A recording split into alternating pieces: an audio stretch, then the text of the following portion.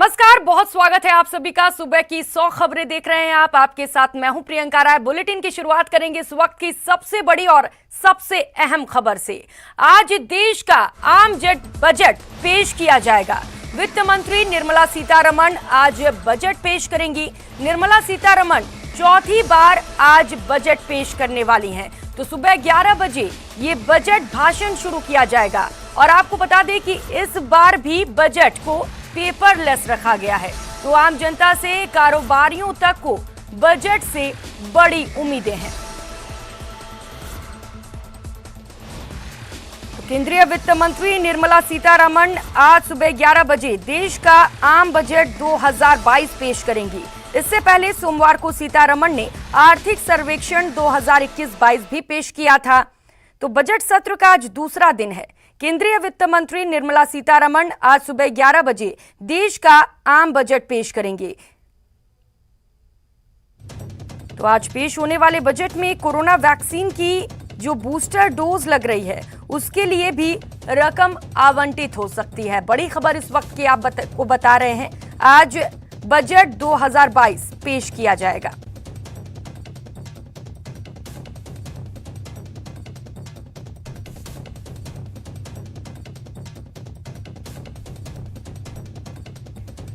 वित्त मंत्री निर्मला सीतारमण आज लोकसभा में बजट पेश करने जा रही हैं। ये निर्मला सीतारमण का चौथा बजट होगा। देश में कोरोना महामारी का प्रकोप है और इस बीच ये बजट पेश होगा।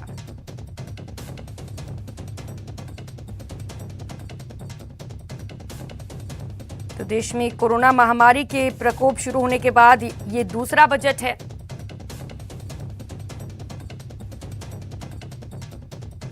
तो चलिए आपको बता दें कि क्या क्या मुख्य बातें रहेंगी इस बजट में। महंगाई पर काबू पाना इस बजट में सबसे बड़ी चुनौती होगी। किसानों की आय दोगुनी कैसे होगी, कैसे होंगे आत्मनिर्भर। चीन से आयात 52% तक बढ़ा है। डिफेंस पर खर्च बढ़ाने की भी जरूरत है। वहीं टैक्स में छूट की सीमा बढ़ने की भी उम्मीद है।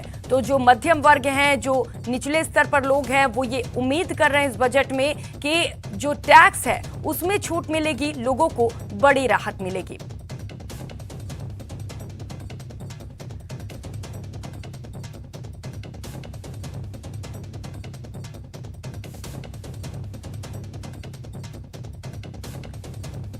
तीन तस्वीरें इस वक्त आपके टीवी स्क्रीन पर हैं। किस तरीके से बजट से लोगों को आस है। तो जो सब्जी विक्रेता हैं, फल विक्रेता हैं, जिन्हें कोरोना में खासा मार पड़ी, उन्हें खासा उम्मीदें हैं कि सरकार उनके लिए कुछ प्लान्स लेकर आएगी। किसान आप देख सकते हैं कि जैसा पहले भी किसानों ने कई प्रदर्शन किए, किसान खासा नाराज रहे। तो सरकार के लिए किसानों को खुश करना एक बड़ी चुनौती होगी और किसान को इस बजट से खासा उम्मीदें भी होंगी। इसके साथ ही रक्षा क्षेत्र में भी खासा निवेश करने की जरूरत है। हमें उम्मीद है महंगाई कम हो और जरूरत की चीजें सस्ती हो आम आदमी के लिए और सब अच्छी जिंदगी जिए। हमें उम्मीदें हम ये चाहेंगे कि पेट्रोल सस्ता हो। पेट्रोल, डीजल, जो डेली प्रोडक्ट्स में जैसे डेली एसेंशियल आइटम्स हैं, जैसे दूध, ब्रेड, मतलब ऐसे खाने पीने के जो आइटम्स हैं उनको कट आउट करना चाहिए गवर्नमेंट को। Like we would expect definitely because inflation is hitting top levels and cryptocurrency is a major issue. So उस पे भी गवर्नमेंट को I think clear positioning लेना।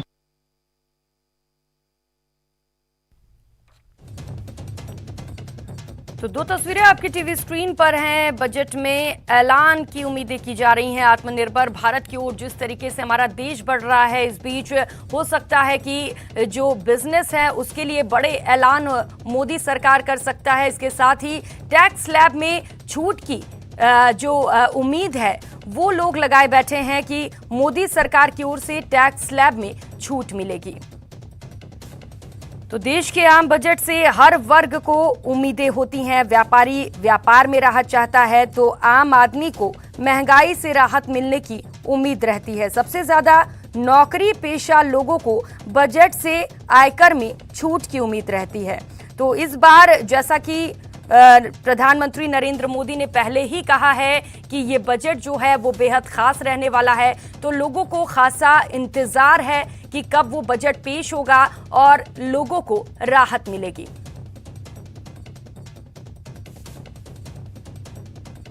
तो चौतरफा विकास के लिए ये बजट आज पेश किया जाएगा। लोगों को खासा उम्मीदें हैं इस बजट से। जिस तरीके से कोरोना महामारी का प्रकोप रहा, कई लोग बेरोजगार हुए, तो लोगों को उम्मीद है, युवाओं को उम्मीद है कि इस बजट के बाद जो रोजगार है वो बढ़ेगा। लोगों का जो जेब खर्च है उस पर भी थोड़ा बोझ कम होगा, लोगों को राहत मिलेगी। महंगाई से रोजगार ज्यादा से ज्यादा लोगों को मिलेगा और सबका बेड़ा पार होगा इस बजट के पास होने के बाद।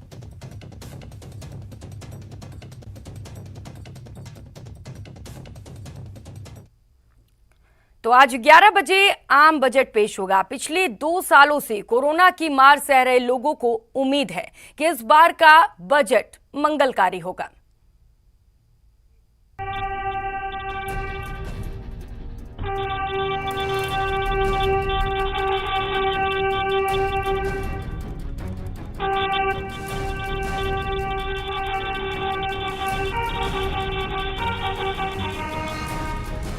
बजट से आस होगा चौतरफा विकास। बुनियादी चीजें, जरूरत की चीजें उनको थोड़ा कम प्राइस पे अगर मिलेगा उनके लिए थोड़ा आसान हो जाएगा। टैक्स डिडक्शन सब लोगों के लिए होना चाहिए, सिर्फ यहाँ पे हम जेंडर डिस्क्रिमिनेशन नहीं करेंगे। बढ़ेगा रोजगार, होगा सबका बेड़ा पार। हम ये चाहते कि हर परिवार को जो कारीगर है, आर्टिजन है, ऐसा कुछ इस बजट के अंदर उनका लाए कि उनका जो व्यापार है वापस खड़ा हो। चुनाव की वजह से लोक लुभावन बजट। आधुनिक और विकसित भारत के लिए हमें आज कड़ी मेहनत करनी है। हमें अपने परिश्रम को पराकाष्ठा तक लेकर जाना है और यह सुनिश्चित करना है कि अंततः इसके लाभकारी परिणाम निकले। इसमें हम सबकी भागीदारी है और समान भागीदारी है। करीब 52 मिनट तक संसद में चले राष्ट्रपति रामनाथ कोविंद के इस अभिभाषण के साथ ही साल 2022 के बजट सत्र की शुरुआत हो गई। इससे ठीक पहले पीएम मोदी ने भी बजट सत्र को सार्थक और उपयोगी होने की अपील की। चुनाव अपनी जगह पे हैं, वो चलते रहेंगे। हम पूरी प्रतिबद्धता के साथ इस बजट सत्र को जितना ज्यादा फलदायी बनाएंगे, आने वाला पूरा वर्ष हमें नई आर्थिक ऊंचाइयों पर ले जाने के लिए भी एक बहुत बड़ा अवसर बनेगा। राष्ट्रपति के अभिभाषण के बाद केंद्रीय वित्त मंत्री निर्मला सीतारमण ने संसद के दोनों सदनों में देश की आर्थिक समीक्षा पेश की। कोरोना महामारी को देखते हुए इस बार भी संसद सदस्यों को आर्थिक सर्वेक्षण की डिजिटल कॉपी दी गई। पिछले साल बजट में सरकार का मुख्य फोकस हेल्थ और ग्रामीण इंफ्रास्ट्रक्चर का विकास था। इस साल कोरोना वायरस के ओमिक्रॉन वेरिएंट ने सरकार की चिंताएं बढ़ा दी हैं। सवाल है कि इस बार का देश का बजट कैसा होगा, लेकिन उससे पहले आर्थिक समीक्षा के बारे में जान लीजिए। विदेशी निवेश में जबरदस्त इजाफा हुआ है। विदेशी मुद्रा भंडार में भारत से आगे अब सिर्फ 3 देश हैं। 2022 और 23 में ग्रोथ रेट 8.5% तक रहेगी। Next year, and we forecast that India's GDP will grow in real terms by 8 to 8.5% in 22-23. ये तो हुआ आगामी यानी 22-23 के लिए इकोनॉमिक ग्रोथ का अनुमान। अब पिछले साल आर्थिक सर्वेक्षण की बात जान लीजिए। तब अनुमान लगाया गया था कि 2021-22 में देश की विकास दर 11% पर रह सकती है, लेकिन रहा ये। Economy this year is estimated to have grown by 9.2% after a contraction of 7.3% in the previous year. यकीनन 2020-21 से इस बार का विकास दर अधिक है, लेकिन कोरोना की वजह से जो उम्मीद लगाई गई थी उससे विकास दर का ये लक्ष्य पीछे रह गया और इससे 2024-25 तक $5 ट्रिलियन की इकोनॉमी बनने का लक्ष्य और मुश्किल हो गया है। अब सवाल है कि बजट है क्या और इस सत्र में पेश होने जा रहा बजट आखिर कैसा होगा। आपको बता दें, बजट में सरकार की तरफ से आगामी साल का आय और खर्च का लेखा जोखा पेश किया जाता है। बजट पेश होने के 1 हफ्ते के बाद से ही 5 राज्यों में विधानसभा चुनाव होने हैं। इस वजह से उम्मीद की जा रही है कि इस बार का बजट लोक लुभावन हो सकता है। आपको बता दें कि देश के आम बजट से हर वर्ग को उम्मीदें होती हैं। अपने कारोबार के लिए राहत चाहता है व्यापारी, तो आम आदमी को महंगाई से राहत मिलने की उम्मीद रहती है। वहीं सबसे ज्यादा नौकरी पेशा लोगों को बजट में छूट की उम्मीद रहती है। उम्मीद है मंगलवार को पेश होने जा रहा देश का आम बजट सबके लिए मंगलकारी होगा और इससे हर वर्ग की चाहत पूरी होगी। Bureau report, news 18 network. तो केंद्र का बजट आज पेश होने वाला है, लेकिन कांग्रेस अभी से कहने लगी है राजस्थान को बजट से कुछ ज्यादा उम्मीदें नहीं हैं। आखिर कांग्रेस को ऐसा क्यों लगता है, देखते हैं।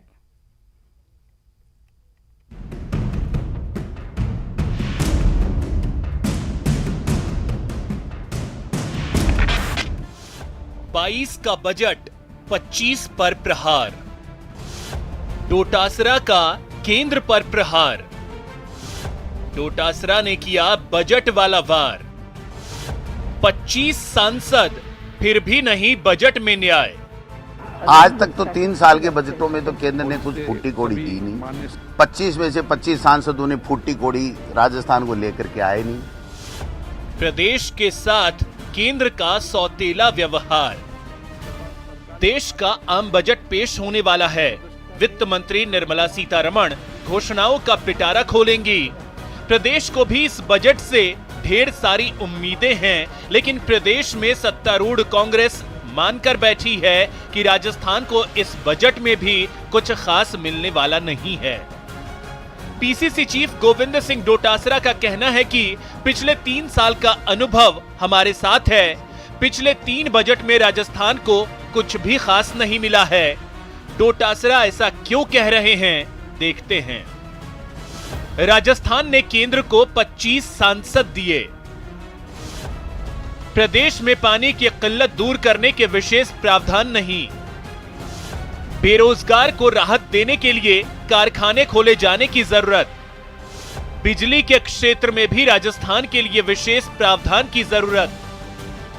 आज तक तो 3 साल के बजटों में तो केंद्र ने कुछ फूटी कोड़ी दी नहीं। 25 में से 25 सांसदों ने फूटी कोड़ी राजस्थान को लेकर के आए नहीं। कभी कोई एसडीएम को धमका रहा है, कभी किसी को धमका रहा है, ये काम कर रहे हैं। उनको चाहिए कि देश के प्रधानमंत्री से ये मांग करें कि ये प्रदेश में पानी की किल्लत है, प्रदेश में युवा बेरोजगार है, उनको नौकरी के लिए कोई न कोई तो कल कारखाना खोल दो, कोई नौकरियां निकाल दो, कुछ तो कर दो। बिजली की दिक्कत है तो बिजली के लिए जो वो सुविधाएं दे सकते हैं वो देनी चाहिए। डोटासरा का कहना है कि सभी रोजगार से लेकर विकास की बड़ी योजनाएं कांग्रेस सरकार लेकर आई। बीजेपी के शासन में विकास नहीं दिखा है। मनरेगा रोजगार का कोई अवसर था, वो कांग्रेस यूपीए सरकार लेकर के आई थी। भ्रष्टाचार मुक्ति की एक कड़ी के अंदर सूचना का अधिकार हम लोग लेकर के आए थे। खाद्य सुरक्षा गारंटी अधिनियम जिससे 72% लोग आज 1 रुपए किलो में अनाज ले रहे हैं, वो कांग्रेस लेकर के आई थी। निःशुल्क शिक्षा आरटी एक्ट हम लेकर के आए थे। ये तो नोटबंदी करते हैं, जासूसी करते हैं। यह बात सही है कि पिछले सालों के बजट में राजस्थान की जिस तरह से अपेक्षाएं थी वह पूरी नहीं हो पाई। अब राजस्थान में अगले साल विधानसभा चुनाव होंगे, लिहाजा उम्मीद की जा रही है कि इस बार केंद्रीय बजट में राजस्थान के लिए कुछ बड़ी घोषणाएं होंगी। देखना होगा कि बजट में राजस्थान की उम्मीद कितनी पूरी होती है।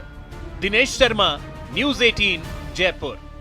आप सभी का स्वागत है। केंद्रीय वित्त मंत्री निर्मला सीतारमण आज देश का आम बजट पेश करेंगी। ऐसे में आम से लेकर खास तक की निगाहें बजट पर टिकी हुई हैं। महिलाओं को महंगाई से उम्मीद की है, क्योंकि बढ़ती महंगाई से उनके किचन का पूरा बजट बिगड़ गया है। आम बजट पर महिलाएं क्या कह रही हैं, उदयपुर से बता रहे हैं हमारे संवाददाता कपिल श्रीमाली।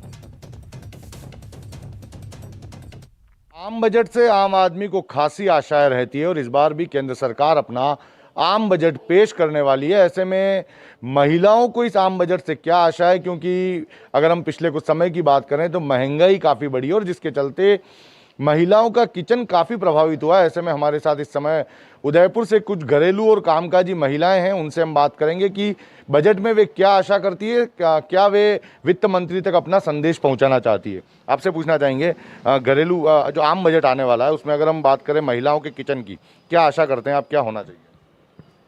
आपको पता है कि हम पिछले 2 साल से पैंडेमिक में घूम रहे हैं, क्योंकि कोरोना इतना फैल गया है, बेरोजगारी हो गई है, लॉकडाउन लग गया है और ऊपर से इतनी महंगाई। मीन्स महिलाओं को घर चलाना इतना मुश्किल हो गया है कि पहले तो वो ये सोचती थी कि किचन में 2 सब्जी बने, 1 दाल बने। दाल तो गायब ही हो गई है। सब्जी कोरोना के टाइम में ज़रूर सस्ती हुई है, पर सब्जी रोज़ खाएंगे तो कैसे चलेगा। किचन तो प्रभावित हुई है, क्योंकि एक तो वैसे भी सैलरी कम आती है, उसके हिसाब से घर चलाना तो बहुत मुश्किल हो गया है। और गैस की टंकी के दाम इतने बढ़ गए हैं कि 2 महीने चलती है, 1 महीने चलती है, उसके तो 1000 रुपये हर महीने लग जाते हैं। और उसके बाद दालों में, खाद्य तेल में, इन सब में भी बहुत ज़्यादा बढ़ोतरी हुई है। पहले 200 रुपये का पेट्रोल 2 दिन चलता था, लेकिन आज की तारीख में हमको 1 दिन में 200 रुपये का पेट्रोल चाहिए होता है। और इन सब से क्या नाम है, इतने प्रभावित हो गए हैं कि लोग बाग सुसाइड भी कर रहे हैं और जनजीवन प्रभावित हो रहा है इससे। आप क्या सोचते हैं, क्या होना चाहिए इस आम बजट में महिलाओं के लिए? जैसा कि सुषमा मैडम ने बताया कि पेंडेमिक के कारण बहुत ज़्यादा प्रॉब्लम हुई है, और वाकई में ये बात बिल्कुल सही है कि महिलाओं को बहुत ही ज़्यादा किचन उनका बहुत ज़्यादा प्रभावित हुआ है। पेट्रोल डीजल के दाम बढ़ा, जैसा कि हमने पिछली बार भी बोला था कि पेट्रोल डीजल के दाम बिल्कुल नहीं घट रहे, उससे भी हुआ है। रसोई गैस प्रभावित हुई, जैसा कि इन मैडम ने भी बताया, रसोई गैस प्रभावित हुई, उससे किचन तो बहुत ज़्यादा प्रभावित होता ही है। उससे दालों के दाम, जैसे ही पेट्रोल डीजल के दाम बढ़ते हैं वैसे ही किचन के जितना भी सामान हो उन सब के दाम बढ़ जाता है। तो उसमें महिला क्या करें, महिलाओं को सबसे ज़्यादा प्रॉब्लम होती है। जैसे मैं कामकाजी महिला हूँ तो मुझे पेट्रोल का भी बहुत ज़्यादा प्रॉब्लम होता है। ये इन्होंने सही बताया कि एक दिन में जहाँ हम हफ्ते भर का पेट्रोल चला लेते हैं, मेरा घर यहाँ से सूरजपोल से कोर्ट तक आने के लिए ज़्यादा डिस्टेंस नहीं है। पहले मैं 100 रुपये का पेट्रोल आराम से सप्ताह भर यूज़ कर लेती थी, बट अब मैं 250 रुपये का पेट्रोल भराती हूँ तब भी प्रॉब्लम आती है मुझे। तो किचन तो प्रभावित हुआ ही है। देखिए, इस आम बजट में महंगाई सबसे बड़ा मुद्दा है, और जो हमने महिलाओं से बात की है इनका भी मानना है कि आम बजट में वित्त मंत्री आम जनता को महंगाई से राहत दे, तभी ये जो महिलाएं हैं इनकी जो सोच है कि इनका जो किचन पिछले कुछ समय से लगातार प्रभावित हो रहा है उससे इन्हें राहत मिले और एक बार फिर पूरी भरी हुई थाली घर में अपने परिवार के सदस्यों को ये परोस सके। कपिल श्रीमाली, न्यूज़ 18, उदयपुर। तो आज 11 बजे से वित्त मंत्री निर्मला सीतारमण बजट पेश करने वाली हैं। बजट से पहले वित्त राज्य मंत्री ने पूजा की है, तो पूजा अर्चना की तस्वीरें भी आपको टीवी स्क्रीन पर दिखा रहे हैं। राजस्थान को जैसा कि खासा उम्मीदें नहीं है इस बजट से, पहले भी राजस्थान को बहुत कुछ नहीं मिला बजट से, जिसके चलते इस बार भी राजस्थान में सरकार को लगता है कि इस बार भी ज़्यादा कुछ राजस्थान को नहीं मिलेगा। लेकिन चूंकि उम्मीद नहीं खोना चाहिए, तो इसी उम्मीद को लेकर वित्त राज्य मंत्री पूजा अर्चना कर रहे हैं। ये तस्वीरें भी आपको दिखा रहे हैं। तो इसीलिए किए कि भारत ये प्रधानमंत्री मोदी साहब के नेतृत्व में विश्व गुरु बने, भारत समृद्ध बने, इसलिए मैंने पूजा की है। सर, कुछ खास आज मिल पाएगा लोगों को? अगर वो 11 बजे मालूम हो जाएगा, उसके पहले मैं कुछ भी बात नहीं कर सकता। बजट तो गुपित रखना पड़ता है, आपको भी मालूम है और मुझे भी मालूम। तो आज वित्त मंत्री निर्मला सीतारमण देश का आम बजट पेश करेंगे। इस बजट से उद्योग जगत और व्यापारियों को भी खासी उम्मीदें हैं। प्रदेश में 90% MSME इंडस्ट्रीज हैं। ऐसे में उद्यमी चाहते हैं कि देश में 1 नेशन 1 टैक्स की तर्ज पर पूरे देश के लिए बिजली की एक टैरिफ लागू हो, जिससे प्रदेश के उद्योग प्रतिस्पर्धा को आगे लाया जा सके। हमारे को उम्मीद है कि इस बार खास गवर्नमेंट व्यापार उद्योग पे खास ध्यान देते हुए इनको रियायतें देगी, जिसमें हमारे को MEI स्कीम जो है एक्सपोर्ट की, वो काफ़ी टाइम से ख़त्म कर दी गई है या बहुत कम कर दी गई है काफ़ी सेक्टर में, उसको वापस पुराने रेट पे लाया जाए। खास गारमेंट और होटल्स, इन पे भी एक पैकेज दिया जाना चाहिए जो पिछले काफी टाइम से प्रॉब्लम में है। GST के हिसाब से ट्रेडर्स मैन्युफैक्चरर को 20 लाख की 40 लाख की लिमिट है और सर्विस सेक्टर को 20 लाख की है। इसमें आपके चैनल के मार्फत में ये मांग करना चाहूंगा कि इसको दोनों को 40 लाख की बजाय 50 लाख लिमिट कर दिया है। दूसरी, इनकम टैक्स और एक्साइज में तो सीमा से विवाद से समाधान की योजना आई, किंतु आज तक सीमा शुल्क कस्टम ड्यूटी में नहीं आई जीएसटी लगने के बाद। तो ऐसे में ये आशा हम करते हैं, जो हम लिख के भी दिए थे 40 की तरफ से माननीय वित्त मंत्री जी को, तो ये निश्चित रूप से ये आनी चाहिए। विमेन एंटरप्रेन्योरशिप को आगे ले जाने के लिए एक फिजिकल हब जैसे भामाशाह का है, जैसे और भी आईटी सेक्टर्स के हैं, वैसे फिजिकल सेंटर्स होने चाहिए जिसमें different central, state, NITI Aayog, आजीविका, जितने भी अलग अलग डिपार्टमेंट्स हैं उन सब की स्कीम्स, उन सब की योजनाएं, उन सब की जो पॉलिसीज हैं, उन सब का एक ही रूफ के नीचे अगर काउंसिल सेल्स होंगे तो विमेंस को काफ़ी मदद मिलेगी उनकी काउंसलिंग्स में, प्रोडक्ट डेवलपमेंट में और आगे बढ़ने में। मैंने कहा था यदि आप प्रधानमंत्री जी ने की जो योजना थी कि हम आय को दुगुनी कर देंगे किसानों की आय जब भी दुगुनी होगी जब उसके सिंचाई उपकरण हैं उन पे टैक्स होगा कम। टैक्स कम होगा तो वो उपकरण उनको सस्ते मिलेंगे। 50,000 से लेके 5 लाख तक वाटर पंपिंग सेट आता है। यदि इस पे 5% टैक्स हो जाता है तो इसको डायरेक्टली फायदा किसानों को होगा। कोविड के दौरान सारे ही बिजनेसेस ने सफ़र किया है और जो वुमेन ओरिएंटेड बिजनेसेस हैं उनके ऊपर तो मार और भी गहरी है। तो गवर्नमेंट से अपेक्षा है कि जो लोन रीपेमेंट्स हैं उन बिजनेसेस के लिए, उन लोन पेमेंट्स में थोड़ा सा रिलैक्सेशन या वेव ऑफ्स पॉसिबल हैं तो वो हों। जो एमएसएमई इंडस्ट्री है वो सबसे ज़्यादा पार्टनरशिप और प्रोप्राइटरशिप में आती है।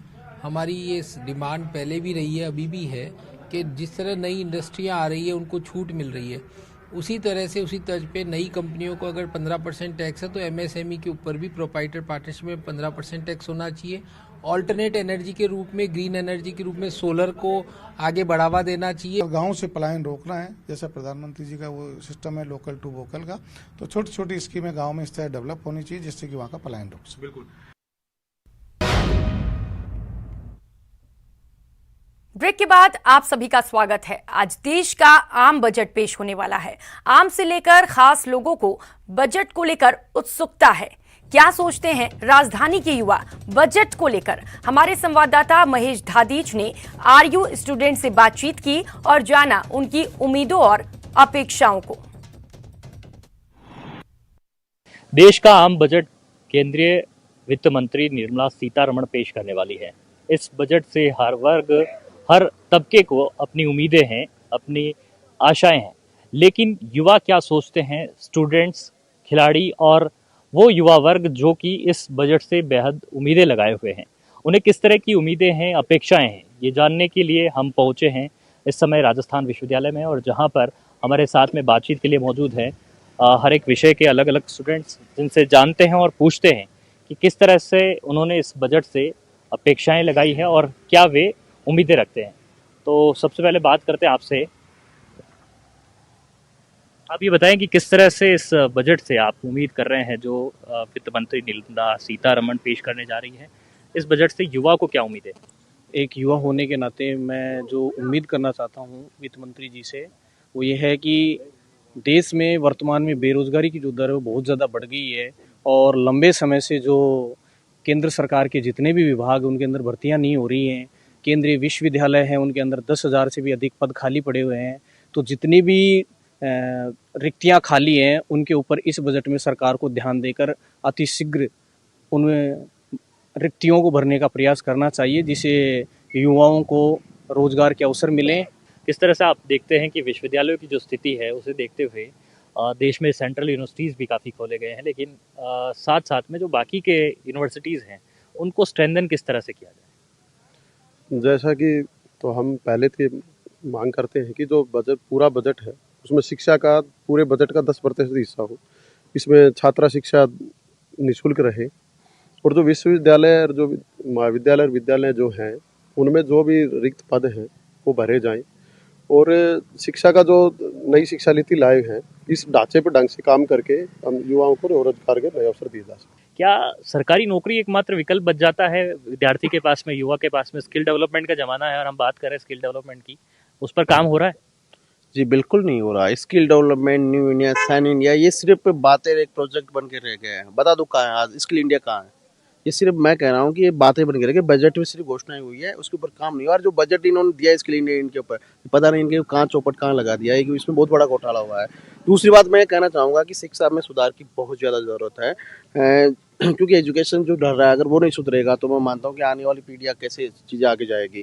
तो शिक्षा में का 10% जो बजट का जो 10% है वो शिक्षा के ऊपर खर्च होना चाहिए। सिर्फ बातें रह गई, ये खर्च करती नहीं। क्या आप देखते हैं कि इस बजट में जो घोषणाएं होगी पूरी हो पाएगी? बिल्कुल, हमारा ये मानना है कि बजट में जो भी घोषणाएं होगी वो पूरी हो पाएगी, क्योंकि पिछले अभी चौथा बजट है सरकार का, तो चौथा बजट सरकार का ये देखता है कि युवा कितने आकर्षित होते हैं उससे, क्योंकि युवाओं की भागीदारी पूर्ण रूप से है संपूर्ण पूरे भारत में। युवा का एक अलग वो है, तो स्किल डेवलपमेंट को आगे बढ़ाने के लिए अलग से बजट देना चाहिए और उसको इम्प्लीमेंट करना चाहिए जितना जल्दी हो सके। कोरोना की परिस्थितियां देखते हुए इस बजट में क्या होना चाहिए, जो कोविड का दौर चल रहा है उसे देखते हुए? देखिए, कोविड का दौर चल रहा है, उसमें डिजिटल शिक्षा को डिजिटलाइजेशन करने की जो बात कही जा रही है वह पूर्ण रूप से लागू नहीं है। केंद्र सरकार को से मिलने के बाद और औपचारिक तौर पर जो बजट जो है उसको पास करने की एक अनुमति वहां से लेंगे और उसके बाद आज 11 बजे बजट पास होगा। देश के लिए बजट कैसा हो, देश के तमाम चाहे आर्थिक गतिविधियों को और किस तरह से मजबूत करने के लिए किस तरह से देश का एक बेहतर बजट बनाया जाए और किस तरह से इन तमाम मसलों पर आज बाकायदा बजट में आज वो भाषण देंगे। तो एक तरह से कहा जा सकता है कि अभी जिस तरह से 5 राज्यों में चुनाव भी हैं और उस 5 राज्यों में को भी ध्यान में रखते हुए तमाम जो लोगों की जो आशा है वो इस बात पर है कि इस बार देश का बजट कैसा होगा। हालांकि पिछले बार की अगर बात करें तो पिछले बार तकरीबन 2 से ढाई घंटा तक लगातार वो बजट सेशन के दौरान निर्मला सीतारमण बोलते रही थी और इस बार बजट के दौरान क्या क्या देशवासियों के लिए, देश के आर्थिक विकास के लिए वो मसौदे पेश करेंगे और अपने बजट सेशन के दौरान उन तमाम बातों को रखेंगी। निश्चित तौर पे देश की निगाहें आज के उस बजट सेशन पे होगी। वीडियो जर्नलिस्ट कार्तिक के साथ शंकर आनंद, न्यूज़ 18 दिल्ली।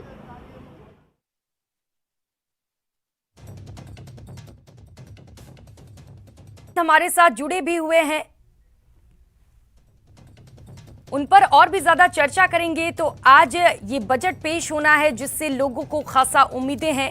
11 बजे वित्त मंत्री निर्मला सीतारमण बजट 2022 को पेश करने वाली हैं। तो बजट से सभी को आस है, चौतरफा विकास की लोगों को उम्मीद है। जिस तरीके से कोरोना काल पर खासा असर पड़ा लोगों के रोजगार पर, तो जो बेरोजगार युवा हैं उन्हें भी इस बजट से खासा उम्मीदें हैं।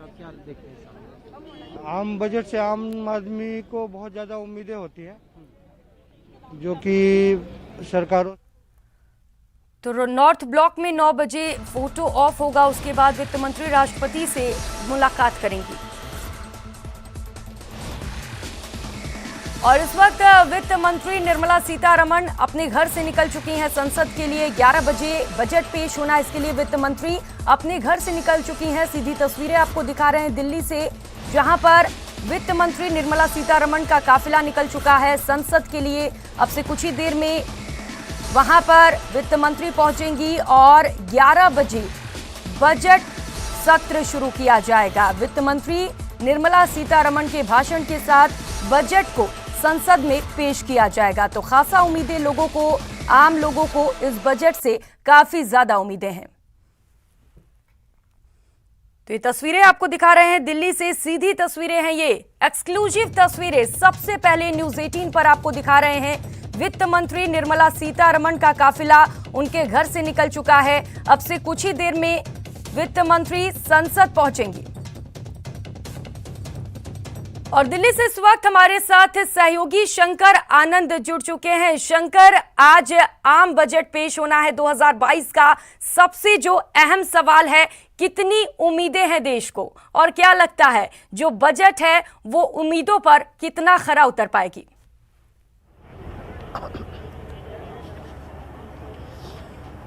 निश्चित तौर पे देखिए, जिस तरह से कल बताया गया था, जिस तरह से एक सर्वे जो है वो बताया गया था, जिसमें एक कयास ऐसा लगाया जा रहा है क्योंकि आज का जो बजट वो कई मायनों में बेहतर हो सकता है। कई मायनों की मतलब अगर कहें तो अभी कहा जाए जिस तरह से देश में 5 राज्यों में चुनाव भी होने हैं, कभी भी उन तमाम मसलों को कहा जा सकता है कि जो बजट जो पास होगा तो निश्चित तौर पे उन तमाम मसलों को भी ध्यान में रखा जाएगा, क्या चुनाव भी है। तो दूसरा एक और महत्वपूर्ण चीज़ें हैं कि पिछले काफ़ी समय से इस बात का कयास लगाया जा रहा था कि देश का बजट और किस तरह से मजबूत किया जाए, किस तरह से आर्थिक स्थिति को और ज़्यादा मजबूत किया जाए। हालांकि जिस तरह से कोरोना महामारी के दौरान में पिछले कुछ समय में तमाम विश्व में कई देशों की आर्थिक स्थिति खराब हुई, लेकिन भारत सरकार के द्वारा लगातार कहा जा रहा था कि भारत अपनी आर्थिक स्थिति को और ज़्यादा मजबूत करने के लिए लगातार प्रयासरत है। और इस बार जो ग्रोथ रेट है, ग्रोथ रेट 9.2% रहने की उम्मीद है। यानी कि कहा जा सकता है कि आर्थिक स्थिति बेहतर होगी, लेकिन अंतर्राष्ट्रीय स्तर पर जिस तरह से जो तेल के जो रेट हैं उसमें बढ़ोतरी हो रही है, तो निश्चित तौर पे आने वाले वक्त में उस पर भी असर पड़ेगा। अगर बात करें तेल के भाव की बात करें तो देखिए उसका जो एक असर जो है आम लोगों पे भी असर पड़ता है। किस तरह से मैं वो बताना चाहूँगा। अभी चुनाव है, चुनाव के वक्त में सामान्य तौर पे तो उसका रेट में इजाफा नहीं होता है, लेकिन आने वाले वक्त में जब चुनाव खत्म होंगे तो उसके बाद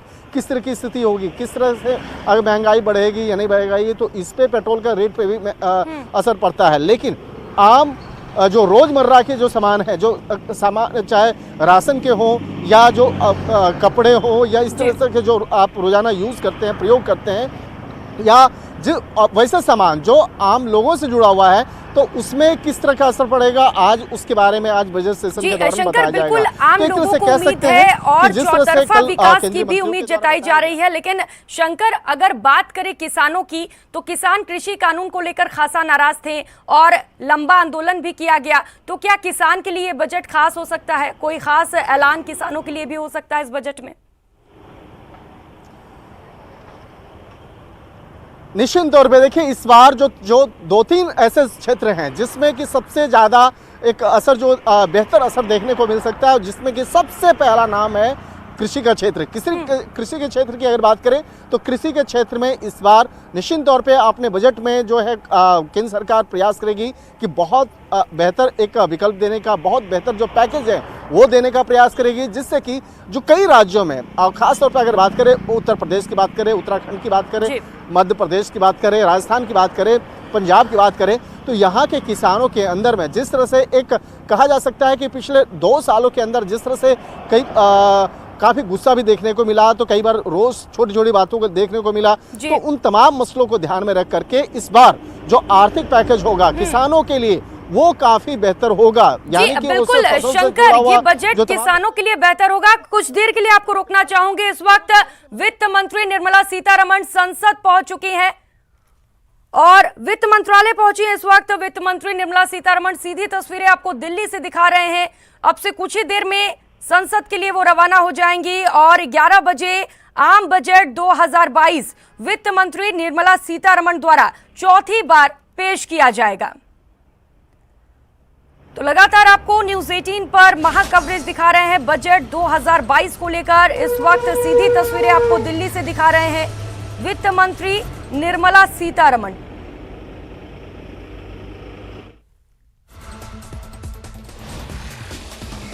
जी शंकर, मैं आपसे सवाल कर रही थी कि चलिए किसानों को तो उम्मीदें हैं ही, लेकिन जिस तरीके से आपने जिक्र किया 5 राज्यों में चुनाव का, तो इस बीच जो युवा हैं, जो बेरोजगार युवा हैं, वो भी एक बड़ा वोट बैंक हैं। तो शंकर, युवाओं को कितनी उम्मीदें हैं और क्या सरकार युवाओं की उम्मीदों पर खरी उतर पाएगी?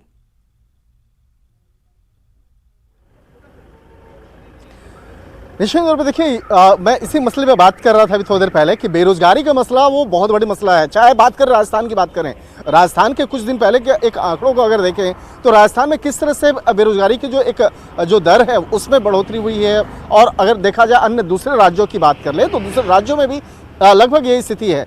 तो बेरोजगारी की दर को कम करना, युवाओं को ज़्यादा नौकरी देना, ये सरकार की एक प्राथमिकता जो एक रही है। और इस बार भी कोशिश की जा रही है कि युवाओं को ज़्यादा युवाओं को रोजगार देना। तो लेकिन रोजगार का सृजन कैसे होगा, किस तरह से रोजगार दिया जाएगा और रोजगार सृजन करने के लिए क्या क्या किन किन मंत्रालय में, किन किन विभागों में प्रयास किया जा सकता है, तो उसके बारे में निश्चित तौर पे आज केंद्र सरकार के द्वारा बाकायदा ऐलान किया जाएगा। केंद्रीय वित्त मंत्री वो बताएंगे कि रोजगार बढ़ाने के लिए क्या क्या वो कर रही हैं और किन किन क्षेत्रों में। और खास तौर पर अगर बात करें, चाहे देश की आर्थिक स्थिति की जो एक नींव जो है, मजबूत नींव युवाओं के द्वारा रखी जाती है, तो एक तरह से कह सकते हैं युवाओं को ज़्यादा से ज़्यादा नौकरी देना, और ख़ासतौर पर कहें कोरोना काल के दौरान जिस तरह से देखा गया कि पिछले 2 सालों के दौरान काफ़ी लोगों की नौकरियां गई, तो उस नौकरियां जाने के बाद युवा जो है परेशान हुए हैं, घर में बैठे हुए हैं काफ़ी, या वर्क फ्रॉम होम चल रहा है। तो किस तरह से उसके लिए एक वैकल्पिक व्यवस्था बनाया जाए, क्योंकि देखिए कोरोना महामारी तो अचानक आई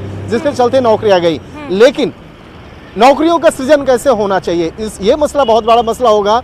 और इस मसले पर भी केंद्रीय वित्त मंत्री जो है आज अपने जो भाषण में इस बात को रखेंगे। और इसके साथ ही देखा जाए जो मेडिकल का फील्ड है, जो स्वास्थ्य से जुड़ा हुआ विभाग है, इसमें भी इस बार काफ़ी बेहतर ऐलान किया जा सकते हैं, जिसमें कि मैं 3 जो प्रमुख जो मंत्रालय की बात करें, जो 3 विभाग की बात करें, उसमें इस बार आज के बजट में सबसे प्रमुख तौर पर उस पर फोकस होगा, जिसमें कि एक कृषि, दूसरा रोजगार और तीसरा हेल्थ। और इसके साथ ही जो डिफेंस का जो एक फील्ड है, डिफेंस के लिए भी देश में आर्थिक बजट और तो मजबूत तौर पर रखा जाएगा। ये कोशिश किया जाएगा कि देश की आर्थिक के साथ साथ जो एक डिफेंस का जो सेक्टर है उसमें किस तरह से और बेहतर किया जा सकता है, उसमें किस तरह से और बढ़ोतरी की जा सकती है, क्योंकि देश की आंतरिक और देश की बाहरी सुरक्षा को भी मजबूत करना बेहद महत्वपूर्ण है।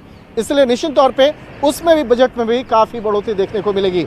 और इसके साथ साथ अगर बात करें हेल्थ सेक्टर की बात करें, तो हेल्थ सेक्टर में लगातार कई चुनौतियां आ रही हैं, तो उन चुनौतियों को और सामना करने के लिए, उन चुनौतियों का सामना करने के लिए और वो क्या क्या किया जा सकता है, किस तरह के पैकेज हैं, किस तरह से उसको और बेहतर किया जा सकता है। क्योंकि देखिए पहला एक कोरोना महामारी का जिस तरह से 2 साल पहले आया, उसके बाद दूसरा वेरिएंट आ गया, उसके बाद दूसरा चरण, तीसरे चरण की एक लहर की बात हो रही है, और फिर आपको इस मामले में मजबूत से आपको रहना होगा खड़ा, क्योंकि अगर आने वाले वक्त में कोई और नया वेरिएंट आ जाता है या चौथा चरण की बात हो जाती है, तो उस हालत में क्या करेंगे। तो देश की आर्थिक स्थिति को और ज़्यादा मजबूत करने के लिए निश्चित तौर पे जो मसौदा बनाया गया होगा, जो आज बजट में आज जो बाकायदा भाषण होगा, उस बजट भाषण के दौरान उन तमाम मसलों को निर्मला सीतारमण रखेंगी। चौथी बार वो देश की जो बजट जो है बाकायदा भाषण देंगे। जी शंकर, ठीक है, लगातार आपके साथ बने रहेंगे, जानकारी भी लेते रहेंगे। इस वक्त वित्त मंत्रालय पहुंच चुकी हैं निर्मला सीतारमण, सीधी तस्वीरें आपको दिखा रहे हैं दिल्ली से। इस वक्त वित्त मंत्रालय से ये सीधी तस्वीर दिखा रहे हैं, जहां पर वित्त मंत्री निर्मला सीतारमण पहुंच चुकी हैं। अब से कुछ ही देर में संसद पहुंचकर बजट सत्र की शुरुआत की जाएगी। आम बजट 2022 को पेश किया जाएगा।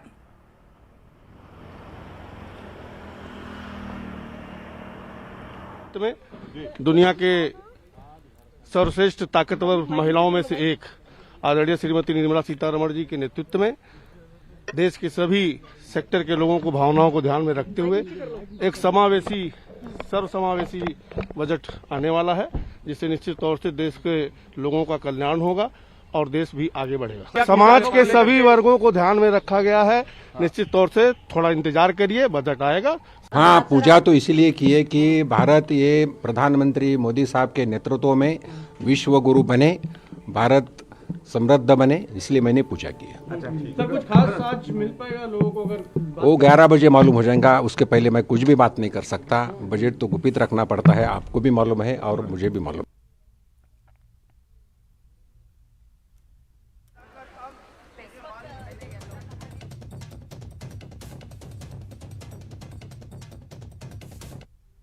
तो वित्त मंत्री निर्मला सीतारमण आज लोकसभा में अपना चौथा बजट पेश करने जा रही हैं। देश में कोरोना वायरस आने के बाद मोदी सरकार का ये दूसरा बजट है। एक तरफ देश महामारी की तीसरी लहर से जूझ रहा है, वहीं कोरोना से कई सेक्टर बुरी तरह से प्रभावित हुए हैं। इस कारण 22 के बजट से हर वर्ग बड़ी उम्मीदें लगाए बैठा है। बढ़ती महंगाई, किसानों की परेशानियां, बढ़ते खतरों के बीच डिफेंस पर ध्यान, हेल्थ सेक्टर की मजबूती, टैक्स नियमों और डिडक्शन को लेकर बदलाव जैसे कई मुद्दे हैं जिनके ऊपर सबकी नजरें टिकी हैं।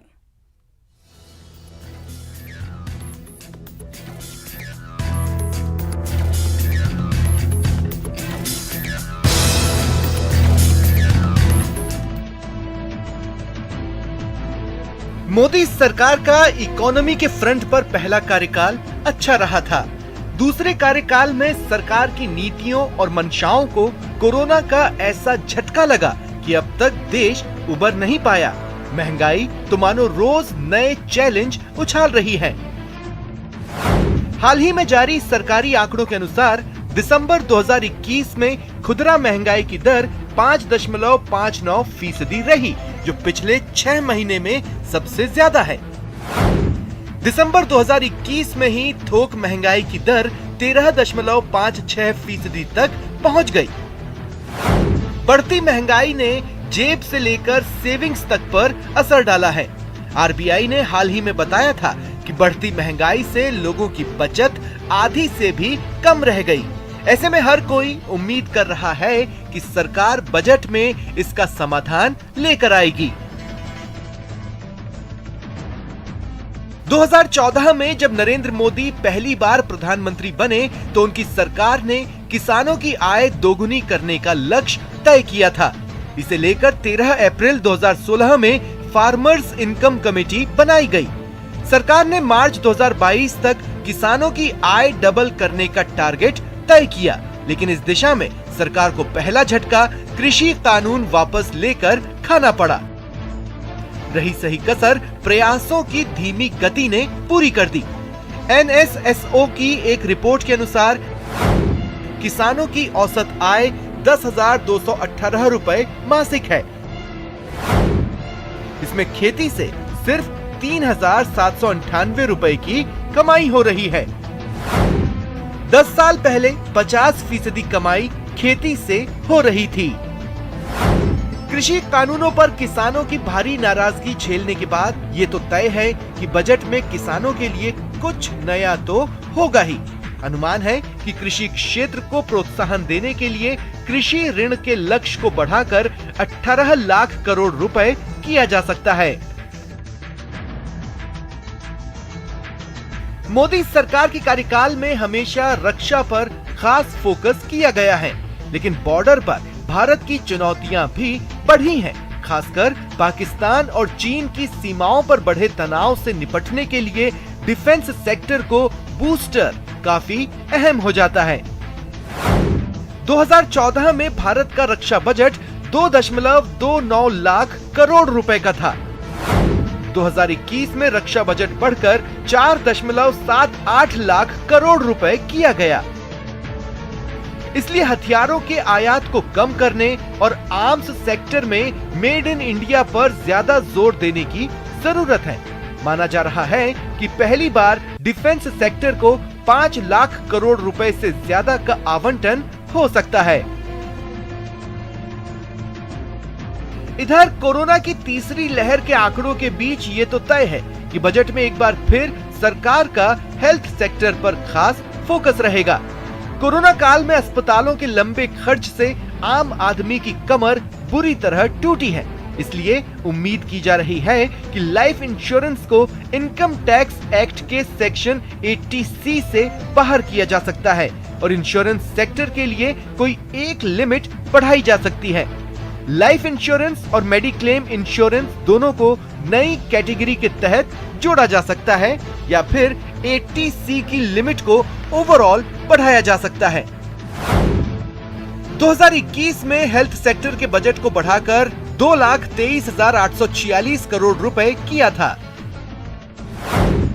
2022 में हेल्थ सेक्टर का बजट बढ़ाकर 2,41,846 करोड़ किया जा सकता है। जानकारी के अनुसार हेल्थ सेक्टर के बजट में सरकार 10 से 12% की वृद्धि करने का विचार कर रही है। साथ ही कोरोना वैक्सीन के लिए बनाए गए फंड को जारी रखा जा सकता है। पिछले बजट में सरकार ने वैक्सीन के लिए अलग से 50,000 करोड़ रुपए का प्रावधान किया था। इकोनॉमी को ग्रोथ बूस्टर देने के अलावा बजट में टैक्स पेयर्स को भी बड़ी राहत मिलने की संभावना है। दरअसल कई साल से टैक्स पेयर्स के लिए कोई ऐसा ऐलान नहीं हुआ है जिससे उन्हें बड़ा फायदा मिला हो।